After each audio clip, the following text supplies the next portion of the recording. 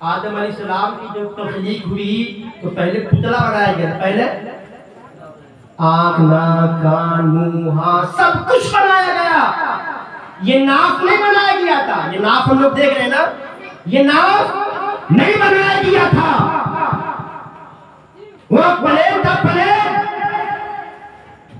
شیطان جو وہاں دیکھ کر جل بھول رہا تھا، یہ تو آدم رب تبارک و تعالیٰ کا نئی بن کر خدا کا خلیفہ بن کر دنیا میں جائے گا، اس کی قوم آئے گی، اس کی اولادیں آئیں گی، جنتی کام کرے گی.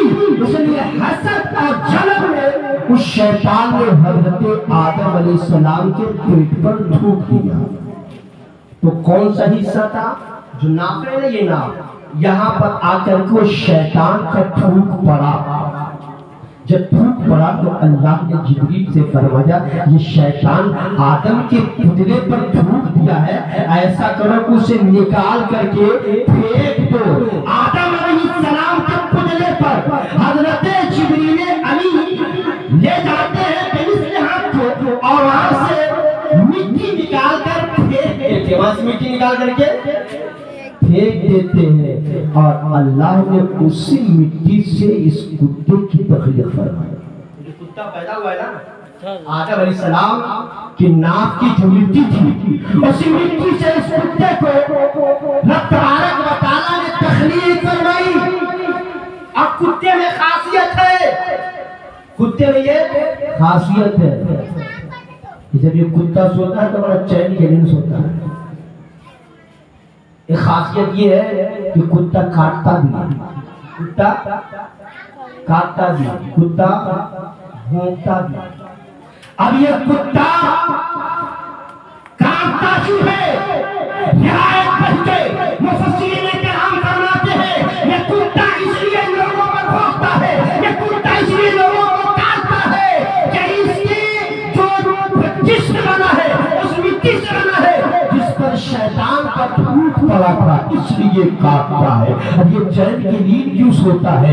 یہ انسانوں سے محبت کیوں کرتا ہے؟ اگر کتا کو آپ قریب کریں گے تو کتا آپ کی پہراداری کرے گا، آپ کتا کو قریب کریں گے تو کتا آپ کے گھر کی حفاظت کرے گا. اب یہ کتے انسان سے محبت کیوں کرتے ہیں؟ مفسرین کرام فرماتے ہیں اس لیے کرتا ہے تو اس پر ہاتھ کسی اور کا نہیں، جبریل امی کا لگا. میرے ملت کے نوجوان، آدم علیہ السلام کی تخلیق ہو گئی، آپ جنت میں رہنے لگ گئے. جب جنت میں رہنے لگے تو آپ کو تنہائی محسوس ہوئی. تو رب کی بارگاہ میں عرض پیش کی مولا تبارک و تعالیٰ میرا کوئی ہم جن سے عطا فرما دے جس کے ساتھ میں خوشی خوشی رہو، میں تنہا ہوں. اللہ رب العزت آدم علیہ السلام کی جسم کی نیند لگی تو بائیں پسلی کی ہڈی سے، اس سینے کی ہڈی سے حضرت حوا کو پیدا فرمایا، ایک عورت کو پیدا فرمایا. اب یہ حضرت حوا آدم علیہ السلام کے ساتھ رہنے لگی ایسے نہیں. جب قریب ہونا چاہا تو رب نے فرمایا کہ پہلے تم نکاح کرو. نکاح کیا گیا، کہا میرے پاس مال نہیں ہے، دین مجھے کہاں سے ادا کروں؟ رب نے فرمایا اے آدم دین مجھے ادا کرنے کے لیے تمہیں درہم و دینار کی ضرورت نہیں ہے، مال کی ضرورت نہیں ہے. اگر تمہیں دین مجھے ادا کرنا ہے تو جس نام محمد کو عرش آدم کے پائے پر لکھا دکھا ہے اسی نام محمد پر 10 مرتبہ درود پڑھو، یہی تمہارا دین. اب یہاں پر ایک بات نشاندہی کے طور پر میں کہہ دینا چاہتا ہوں. حضرت حوا کو سینے کی ہڈی سے پیدا کی گئی، مصلحت کیا ہے؟ راز کیا ہے؟ ایک عورت کو، ایک لڑکی کو جب اللہ رب العزت نے پیدا فرمایا تو سینے کی ہڈی سے پیدا فرمایا.